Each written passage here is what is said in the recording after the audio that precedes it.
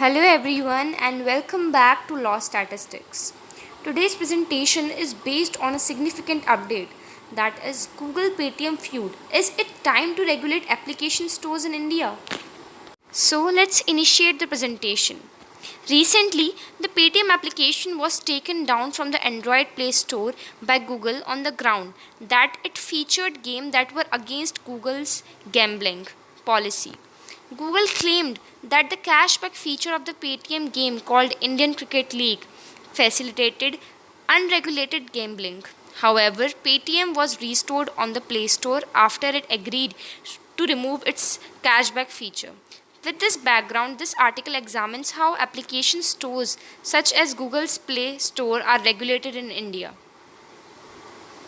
Regulation of application stores in India. Currently, there are no specific legislations in order to govern application stores in India. It is pertinent to understand that application stores provide customers with virtual services such as communication, food delivery, banking, medical, etc., thereby falling under the purview of Consumer Protection Act 2019 and Consumer Rules 2020. Section 2 Clause 17 of the CPA has defined an electronic service provider, a person who provides technologies or processes to enable a product seller to engage in advertising or selling of goods or services to a consumer, and includes any online marketplace for online auction sites. Also, Section 2 Clause 42 of the CPA has defined services as services of any description which is made available to potential users and includes but not limited to the provision of facilities in connection with banking, financing, insurance, transport, processing, supply of electric or other energy, telecom, boarding, lodging or both, housing construction, entertainment, amusement, or the purveying of news or other information, but does not include the rendering of any service free of charge or under a contract of personal service.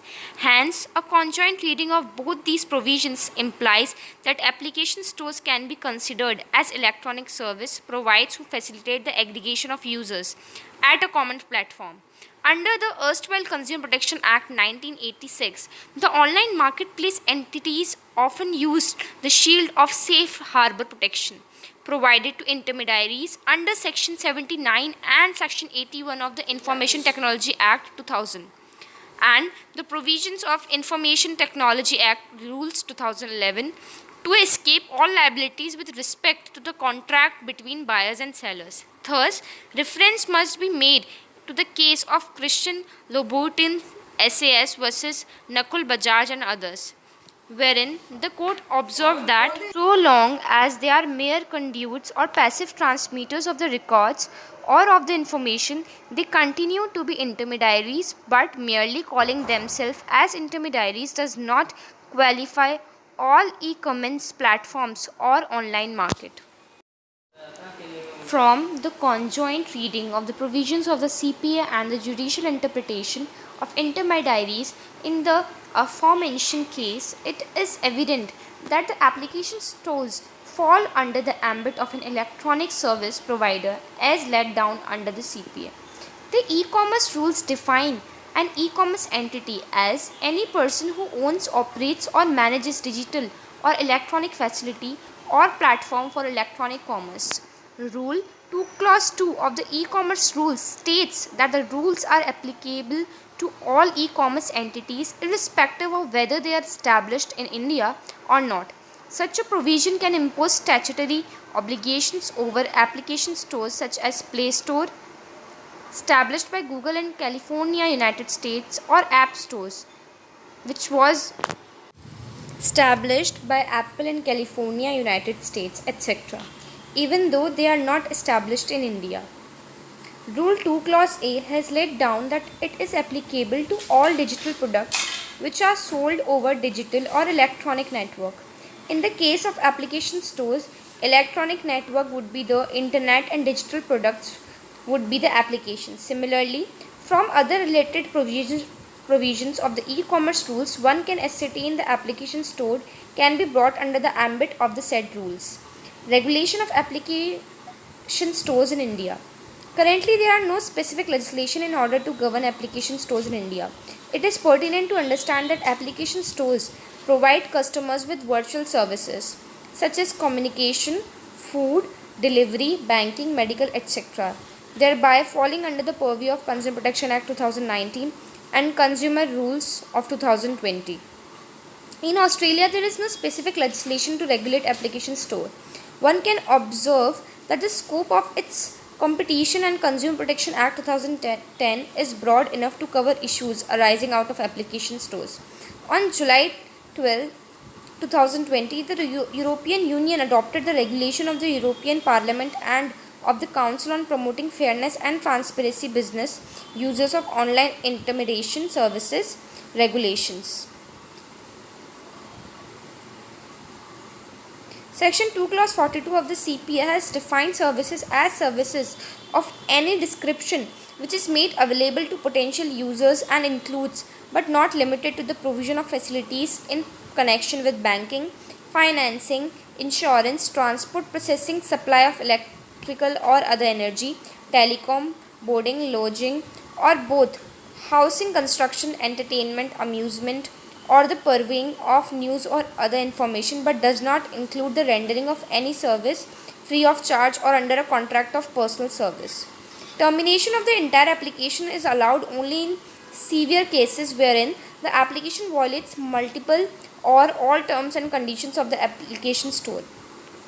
In such a scenario, the Play Store would not be able to arbitrarily take down the entire application as it did with Paytm in India. Instead, it would be obligated to only remove a certain feature of the application, such as the cashback feature in the case, which floated the terms and conditions of the Play Store.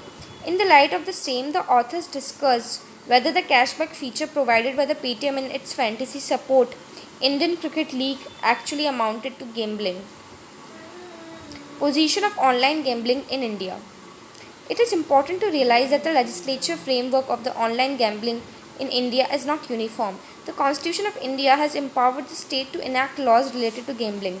In light of the same, few states such as Bihar, Chhattisgarh, Haryana, Himachal Pradesh, Jharkhand, Uttarakhand, etc. have enacted the Public Gambling Act 1867, while states such as Assam, Andhra Pradesh, Daman and Diu, Haryana, Goa, Kerala have passed legislations to regulate gambling. States such as Bombay and Gujarat have enacted legislations to prohibit gambling.